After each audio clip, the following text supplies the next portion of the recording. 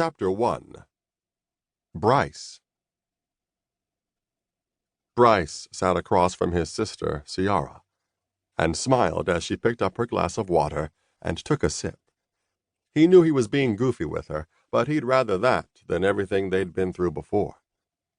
Smiling now was the best medicine for the tears he'd shed over her in the past. "What?" Ciara asked, watching him over the rim of her glass. "It's just water." I know, Brice said, putting his hands up for an immediate truce. "I'm just admiring you. And everything about you, that's all. Still out here killing it, despite it all. I'd call that black girl magic." He made sure to keep his tone supportive. Ciara's shoulders slumped with relief. Brice's did too. She was learning to trust her big brother again, and Brice was learning to let her. They'd had a hard time getting their relationship back in order after everything that had happened when she was 16. It had been 4 years, and Ciara was an adult now, but Brice still couldn't shake the experience of almost losing her to the streets. He was Ciara's big brother, but he acted more in the capacity of her father. He had stepped in where his alcoholic stepfather had stepped out. Overprotective big brother had been an understatement back then, but Brice had quickly learned that if he sheltered her too much, she would never really learn the ways of the streets, or the world, for that matter. It was his sheltering in the past that had left Ciara naive and open to the smooth talk of a sex trafficker. He still worried himself sick about her sometimes. He picked up his own drink, a Heineken, and took it to the head for a swig. He winced as the cold brew hit his throat. He was praying it would hit his brain as hard to ease his mind.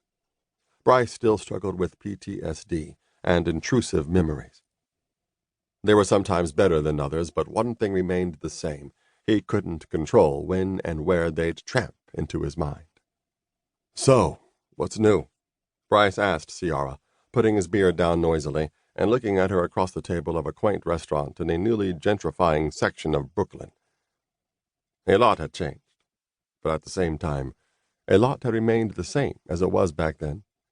Brice had continued the same traditions he'd had with his sister, a monthly or at least every 6 weeks meet-up to chat. After Brice left home and landed the promotion to detective, he didn't have as much time for Ciara as he had before. He became, in his assessment, a hot shot at the NYPD. But just like now, he'd carved out time for her as much as he could.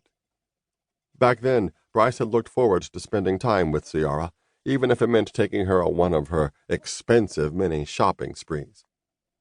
Nothing new.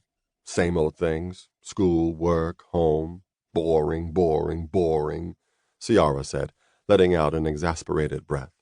She ran her pointed finger over the condensation on her glass and darted her eyes around the restaurant. Things felt awkward for them again. It never took long for it to get like this. Brice shifted in his seat, immediately uncomfortable with her response. He looked up at her, and concern creased his brow. He lived on pins and needles when it came to Ciara and her safety. It was still hard for him to shake everything that had happened. "But what's wrong with that?" he asked, which was different than what he'd done in the past. Just as the question left his mouth, his mind reeled backward to right before their lives had imploded. Brice forced a weak smile, but as usual, he couldn't keep that old memory from flooding back into his head. Another swig of beer didn't help either. With him, the memories did what they wanted, and so did his mind. Brice had grabbed Ciara from school and taken her to her favorite spot. It was their tradition. He asked her what was up with her, and things had gone left from there. "Nothing is up," Ciara snapped. "Why, you always ask me that question as soon as we alone," Ciara continued in typical nasty attitude teenager fashion, rolling her eyes and folding her arms across her chest. Hey, what's that attitude all about?" Brice asked in return, looking at his baby sister in a new light. His eyebrows crinkled so far into the center of his face he felt like they'd stayed that way permanently. "I know Mommy told you,"